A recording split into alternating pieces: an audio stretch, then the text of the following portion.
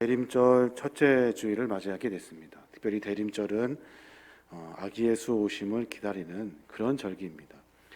특별히 우리를 구원하시기 위해서 이 땅에 오신 예수님, 우리의 삶 가운데 은혜를 베푸시기 위해서 이 땅에 오신 예수님, 그리고 삶을 만들어 가시는 하나님의 거룩한 은혜를 만나는 그런 절기입니다. 특별히 삶을 점검하고 신앙과 믿음의 고삐를 당기고 그리고 믿음 안에 살려고 몸부림치는 그런 믿음의 종들이 되시길 바랍니다. 가만히 생각해 보면 가장 큰 은혜가 있어요. 가장 큰 은혜. 그 은혜가 뭐냐면 내가 구원받았다는 은혜예요. 내가 구원받았다는 은혜. 아마도 하나님 만나지 못했다면 하나님 없이 살다가 그냥 그대로 죽어서 영원한 지옥으로 갈 수밖에 없는 우리. 근데 하나님이 우리를 구원해 주셨대요. 특별히 자기의 아들을 우리에게 보내어 주셨고 우리를 구원하여 믿음 가지고 살 수 있도록 우리에게 은혜를 베풀어 주신 거예요. 이것보다 큰 은혜는 없어요. 이 은혜는 그저 나를 찾아오신 것, 내가 구원받는 것에서 멈추지 않아요. 이 은혜는 네가 어떻게 살 것이니에 대한 질문, 앞으로 너는 이렇게 살아라 하시는 하나님의 마음이 그 안에 들어 있는 거예요. 우리와 같이 이런 은혜를 받은 사람이 성경 속에 참으로 많이 기록되어져 있습니다. 오늘은 특별히 아브라함에 대한 이야기를 잠깐 나누려고 해요. 아브라함의 그 시대는 하나님을 모르는 시대였습니다. 인간이 신이 되려고 바벨탑을 쌓습니다. 그 바벨탑을 보고 하나님이 그 탑을 무너뜨려 버립니다. 그 안에서 사람들은 언어가 달라져서 온 세상 지면으로 다 흩어지게 되죠. 그런 시대에 아브라함은 갈대아 우르라는 곳, 하나님을 전혀 모르는 집안에서 태어납니다. 하나님을 모르는 집안 정도가 아니라 그 아버지 데라는 우상 신상을 만들어 팔던 우상을 장난꾼이요, 우상 장사꾼. 그러니까 매번 어떤 우상을 만들 것인지, 어떻게 사람들에게 좋은, 멋있는, 신통하고 묘한 우상을 만들 것인지를 고민하는 사람이에요.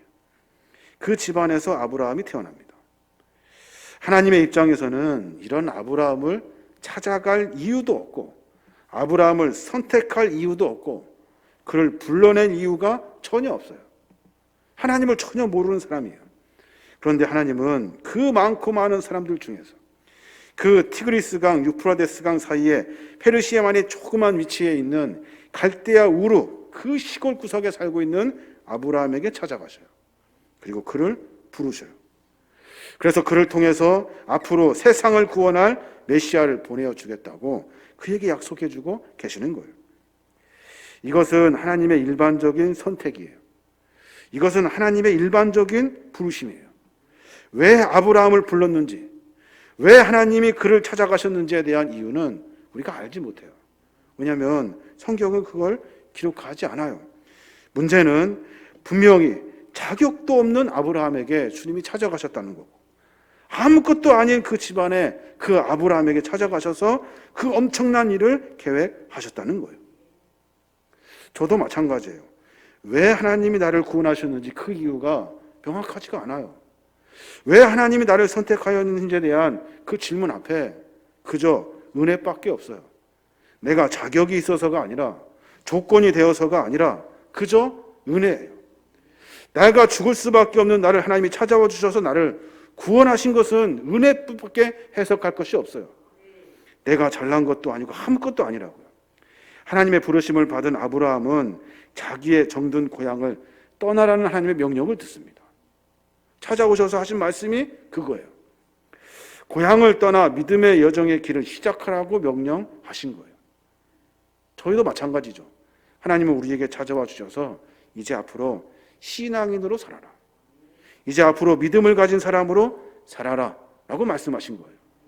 그 길이 어떤 길인지, 그 삶이 어떤 삶인지, 앞으로 어떤 것이 닥칠지 아무것도 모르는데 하나님 우리에게 찾아와 주셔서 우리를 구원하실 그 은혜를 베풀어 주시고 이제 너는 신앙 안에 살아라, 믿음 안에 살아라 라고 명령해 주고 계신 거예요. 오늘 본문에 보면 무시무시한 단어가 나옵니다. 그 단어가 뭐냐면 보여줄 땅이라는 단어예요. 보여줄 땅. 보여준 땅이 아니라 보여줄 땅. 이 땅 아는 것도 아니고 보았던 것도 아니에요. 어느 날 불쑥 나타나셔가지고 갑자기 보여줄 땅으로 가라고 하신 거예요. 방향도 모르고 어디로 가야 할지를 준비도 못했는데 하나님께서는 그저 보여줄 땅이라고 말씀하시면서 그 길로 가라고 명령하고 계시는 거예요. 생각해 보십시오. 어느 날 불쑥 찾아오셔가지고 어떻게 삶을 살아야 될지도 모르는데, 어디로 가야 할지도 모르는데 하나님이 내가 걱정하지 마, 보여줄게, 가자, 출발하자, 나를 따라라, 이것도 아니고 그냥 보여줄 땅으로 가라고 말씀하신 거예요. 히브리서 11장 8절에 보면 이 말씀을 이렇게 고백해요.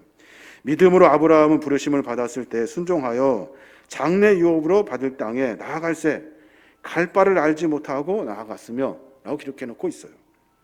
하나님의 부르심을 받을 때 아브라함은 순종하여 갈 바를 알지 못하는 곳으로 출발하여 떠났다는 거예요.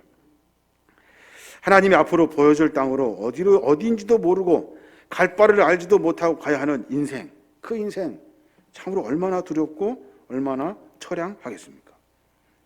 이런 아브라함을 하나님이 그냥 보내지 않으시겠죠. 하나님은 아브라함에게 귀한 최고의 무기를 선물해 주셔요. 세상에 이것보다 확실한 보호장치는 없어요. 세상에 이것보다 확실한 무기는 없어요. 어디로 가야 될지 모르고 누구를 만날지도 모르고 어느 동네에서 어떤 위험을 당할지 모르는 그 상황에서 아브라함에게 최고 무기를 허락해 주신 거예요. 그것이 뭐냐면 창세기 12장 3절에 있는 말씀이에요. 너를 축복하는 자에게는 내가 복을 내리고 너를 저주하는 자에게는 내가 저주하리니 땅의 모든 족속이 너로 말미암아 복을 얻을 것이라 하신지라. 이 말씀이에요. 보통 우리가 아브라함의 복을 이야기할 때 쉽게 우리 머릿속에 생각하는 것이 뭡니까? 그저 아브라함이 복을 많은 사람들에게 나누어주는 그런 그림을 우리가 머릿속에 그린다고요. 그래서 아브라함이 누군가에게 복을 나누어주면 그 사람이 복을 받고 아브라함이 저주하면 그 사람이 저주를 받는다고 생각해요. 자세히 보십시오. 여기에 보면 반대예요. 반대. 아브라함은 누구를 축복하거나 저주하지 않고 그냥 자기 갈 길을 갑니다. 그런데 가는 길에서 만나는 사람들이 아브라함을 축복하면 복을 받고 가고 있는 아브라함에게 저주를 하면 그 사람이 저주를 받는다는 거예요. 이것이 아브라함을 찾아오시고 그 먼 길을 떠나며 불안해하는 아브라함에게 주신 하나님의 축복의 약속인 거예요. 먼 길 떠나는 아브라함에게 이것보다 더 멋진 보호장치는 없어요. 마찬가지입니다. 우리도 어떻게 신앙생활을 해야 하는지, 어떻게 믿음의 여정을 가야 하는지 잘 몰라요. 그런데 분명한 것은 아브라함에게 허락해 주신 귀한 축복을 우리에게 허락해 주신 거예요. 어디로 가서 무엇을 하든지 간에 너에게 축복하는 자에게 축복하고 너에게 저주하는 자에게 내가 저주하겠다라고 하나님이 약속해 주고 계신 거예요. 창세기 12장 3절에 보면 너를 축복하는 자에게는 내가 복을 내리고 너를 저주하는 자에게는 내가 저주하리니 말씀하셔요.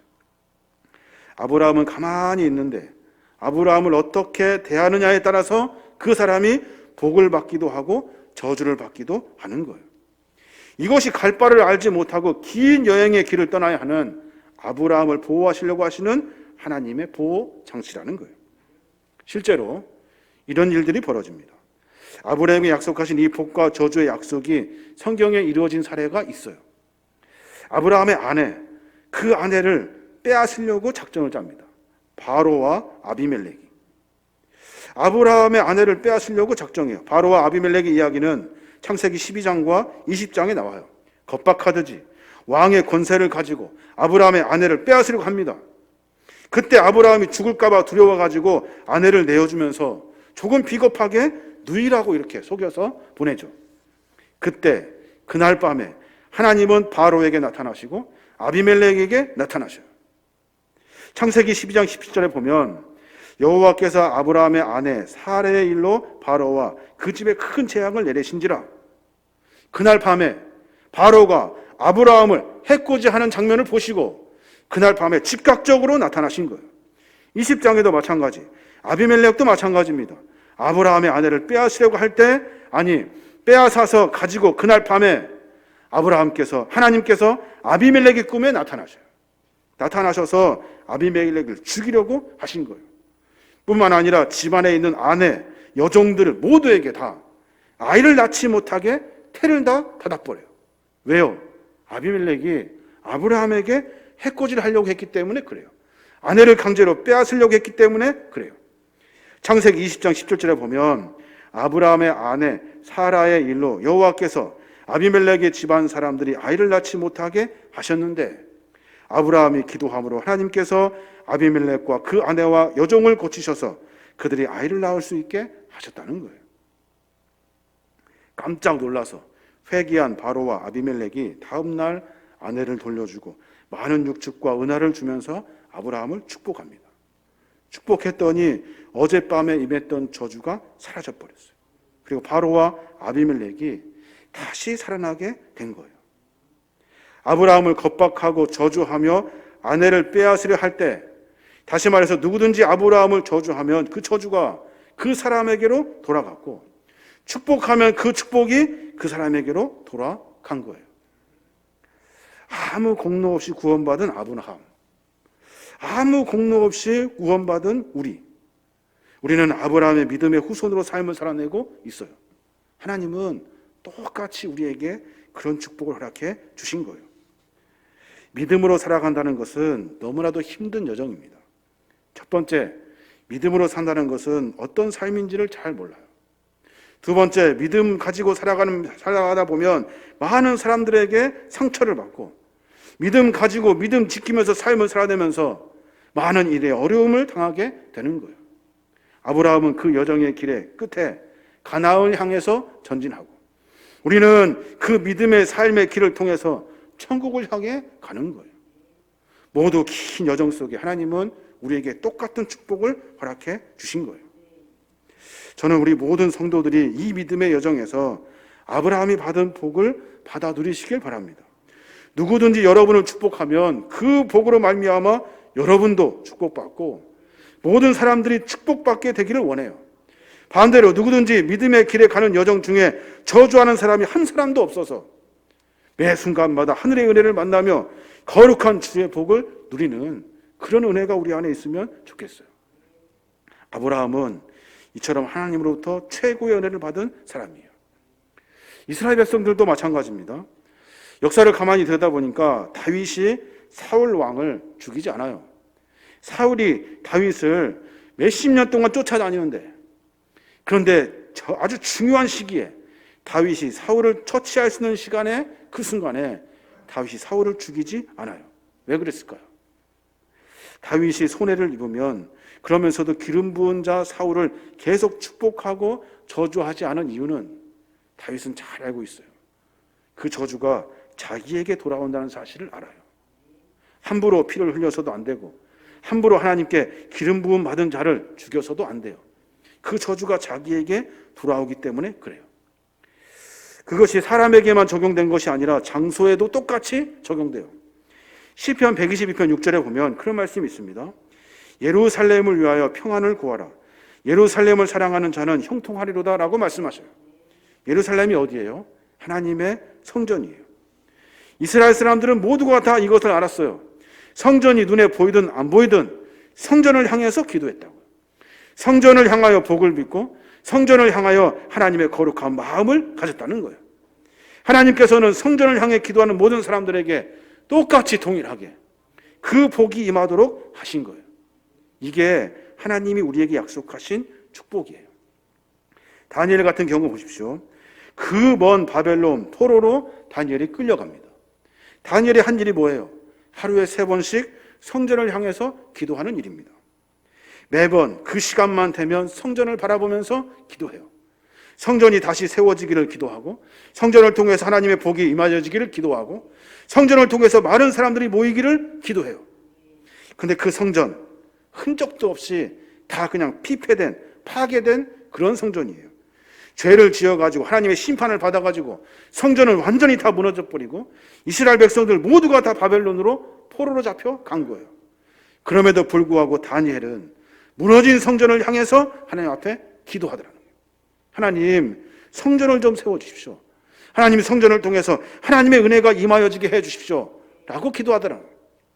그랬더니 하나님이 똑같이 성전을 향해 기도하는 다니엘을 축복하셔서 그를 바벨론의 총리로 세워 주신 거예요. 예루살렘을 위하여 평안을 구하라. 예루살렘을 사랑하는 자는 형통하리로다라고 말씀하고 계시는 거예요. 교회를 사랑하고 축복해야 돼요. 사람을 사랑하고 축복해야 돼요. 교회가 사람들의 모임이니까 완전할 수는 없겠죠. 그렇지만 교회는 날마다 몸부림치면서 주님 앞에 칭찬받는 교회가 되어야 하는 거예요. 본인이 몸담고 다니는 교회에도 불구하고 이놈의 교회라는 말을 담고 사는 사람들이 있어요. 너무나 안타까워요. 교회를 향한 저주가 몸에 배어있는 사람. 그러면 하나님의 복을 누릴 수가 없어요.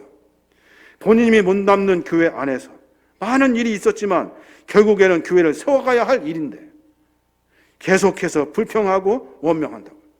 우리뿐이겠습니까? 전국에 흩어진 수많은 교회를 향해서 주님 말씀하시는 거예요. 그래서 지혜 있는 사람은 누구든지 복을 빌어주고 잘 되기를 원해요. 하나님의 복은 거기에서 오는 거예요.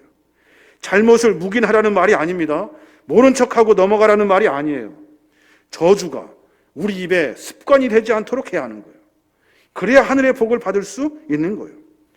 축복하며 살아야 돼요.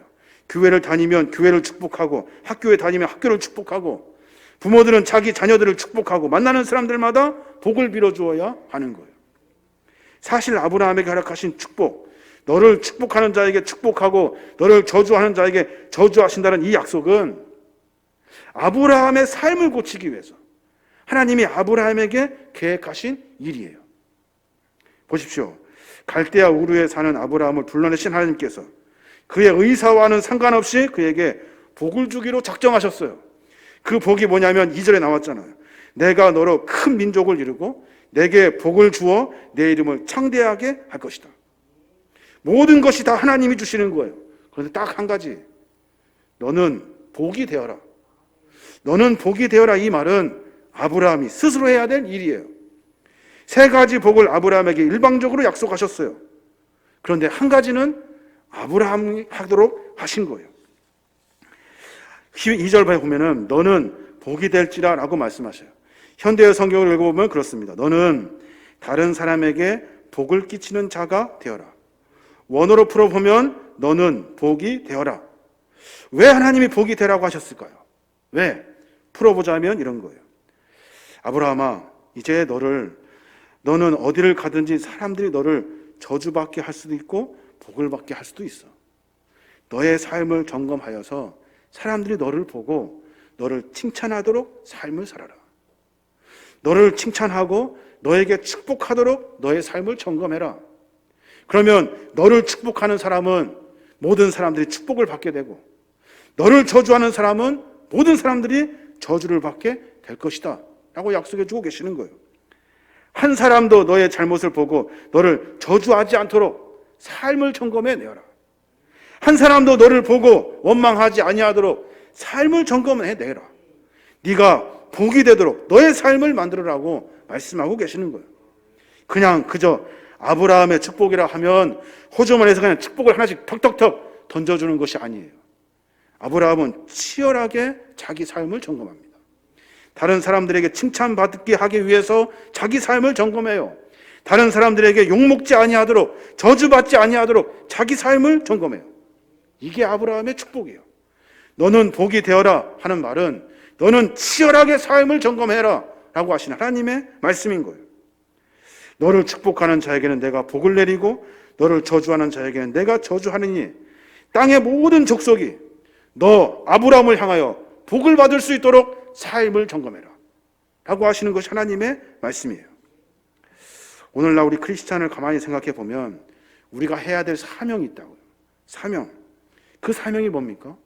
칭찬받는 사명이에요. 칭찬받는 성도가 돼야 되고, 칭찬받는 교회가 돼야 되고, 칭찬받는 목사가 돼야 되고, 칭찬받는 장로가 돼야 되고, 칭찬받는 권사, 안수집사가 되어야 돼요. 그래서 모든 사람들이 그 칭찬을 통해서 모든 사람들이 복을 받을 수 있도록 해야 되는 거예요. 원망하고 욕하고 매번 불평하는 자가 되지 아니하고, 그래서 모두가 저주를 받는 것이 아니라 칭찬을 통해서 하나님의 복이 모두에게 이루어지게 해야 하는 거예요. 이게 아브라함의 축복이에요. 하나님 아브라함의 축복 주십시오. 매번 기도하죠. 축복 주십시오. 기도하죠. 그 전에 삶이, 축복을 받을 수 있는 삶이 되어야 하는 거예요. 교회가 지금처럼 욕을 많이 먹는 시대에 살고 있어요. 교회는 최선을 다해서 힘을 다해서 칭찬받는 교회가 되어야 하는 거예요. 그래야 칭찬하는 모든 사람들이 그 복을 받게 되어 있는 거예요. 어느 지역에 세워진 한 교회가 지나가는 사람들이 혀를 차고 욕을 하면 그 교회뿐만이 아니라 그 지역이 문제인 거예요. 그 지역 전체가 하늘의 복을 피하게 되는 거예요. 욕을 하는 그 사람들이 화가 나서 돌아갑니다. 그러면서 하나님께서 그 복을 거두어 주셔요. 교회가 선한 사업을 많이 하고 지역사회에 칭찬받으면서 나아가는 것 중요합니다. 교회를 칭찬하면 그 칭찬은 교회만 잘 되는 것이 아니라 지역 전체가 하나님의 복을 받게 되기 때문에 그래요. 그러니까 그리스도인들은, 우리는 하나님 안에서, 말씀 안에서, 신앙 안에서 살아가는 믿음의 종들은 매번 삶을 점검하여 다른 사람들이 보기에 칭찬받는 삶을 살아야 돼요. 그렇지 않으면 우리로 하여금 그들이 힘들어진다니까요. 우리 때문에 그들이 어려워져요. 점검하고 또 점검해야 하는 거예요. 이게 아브라함부터 이어져 내려오는 믿음의 복이에요. 믿음의 복. 저는 우리 교회가 지역사회에 도움이 되는 그런 교회가 되기를 원해요. 교회 하나가 칭찬받으면 그 주변이 살아난다고요. 그 주변이 하늘의 복을 누리게 되어 있어요. 이것이 아브라함에게, 그리고 그 믿음의 후손들에게 주시는 하나님의 축복이라는 거예요. 칭찬하는 모든 사람들이 복을 받습니다. 칭찬하는 삶의 모습을 보고 모두가 다 하늘의 복을 누리게 되어 있어요. 그러니까 복은 믿는 자들, 그리스도인들, 먼저 신앙을 가진 구원의 은혜를 만난 사람들이 어떻게 살아가느냐에 따라서 하늘의 복을 만나게 되는 거예요. 저주의 습관을 달고 다니는 그런 모습들을 버려버려야 돼요. 안 보겠지, 아무도 모르겠지 하는 감춰진 죄악들을 버려야 돼요. 모든 사람들 앞에 칭찬받는 삶의 모습으로 살아야 하는 거예요. 그래야 그리스도인을 통해서 많은 사람들이 복을 누리게 되어 있는 거예요. 아브라함의 복은 요술방망이가 아니에요. 아브라함의 복은 치열하게 삶을 점검해내는 그런 치열함의 복이에요. 내가 다른 사람들에게 어떻게 대할 것인가, 내가 다른 사람들에게 어떻게 대할 건가 라는 고민이 있는 삶이라고요. 아브라함아, 너는 어디를 가든지 복이 되어라. 어디를 가든지 사람들에게 칭찬받는 자가 되어라. 어디로 가든지 너로 하여금 많은 사람들이 축복을 받게 살아라 라고 하시는 것이 하나님의 명령인 거예요. 아무것도 모르고 세상에 살던 아브라함, 아무것도 몰랐는데 하나님이 우리에게 찾아와 주셔서 우리에게 신앙의 삶을 살라고 명령하셨어요. 그 삶이 어떤 삶일까요? 모든 사람들에게 복을 끼치며 살아라는 거예요. 어떻게? 네 삶을 점검해라. 네가 다른 사람들에게 칭찬받을 수 있도록, 다른 사람들이 너를 보고 복을 빌어줄 수 있도록, 모든 사람들 앞에서 존귀함을 얻을 수 있는 삶을 살아라. 이게 하나님이 우리에게 허락해 주신 축복이에요. 사랑하는 여러분, 우리는 그저 성경에 나와 있는 복만 쫓아 살잖아요. 여러분, 복은 그렇게 임하는 것이 아니에요. 복은 주문을 외듯이 떨어지는 것이 아니에요. 삶을 어떻게 살아가는지를 보시고 하나님이 그의 삶 가운데 축복하여 주시는 거예요. 그 사람뿐만이 아니라 주변의 많은 사람들이 하늘의 복을 만나게 되는 거예요. 사랑하는 여러분, 우리의 삶을 점검해야 됩니다. 점검해서 내가 다른 사람들에게 칭찬받을 수 있도록 삶을 살아내어야 하는 거예요. 그때 하나님은 우리를 축복하셔요. 그 축복의 은혜를 받아들여야 하는 거예요. 오늘 저는 너는 복이 되어라 라는 말씀을 준비하면서 그런 생각이 들어요. 아브라함과 같은 그런 삶을 살아야 될 터인데 사람들이 나를 보고 욕을 하거나 사람들이 나를 보고 실망을 하면 신앙적으로 영적인 의미를 봤을 때 나뿐만이 아니라 다른 사람들이 어려워져요. 그런 사람이 되어서는 안 돼요. 그런 사람이 되면 안 되는 거예요. 우리의 삶을 점검하고 또 점검해서 나 때문에 다른 사람들이 복을 받고 우리 모두가 다 아브라함의 그 치열한 거룩한 축복을 받아 누려서 삶을 살아내야 될 줄로 믿습니다. 저와 여러분이 어렵지만 칭찬받읍시다. 저와 여러분이 어렵지만 칭찬받을 수 있도록 삶을 점검합시다. 어렵지만 다른 사람들이 우리를 축복할 수 있도록 삶을 살아냅시다. 그때 하늘의 복이 우리 모든 삶 가운데 펼쳐지게 되는 거예요. 그런 삶을 살아내므로 말미암아 하늘의 복을 받아 누리고 전진하는 저와 여러분이 되시길 주님의 이름으로 축원합니다. 아멘.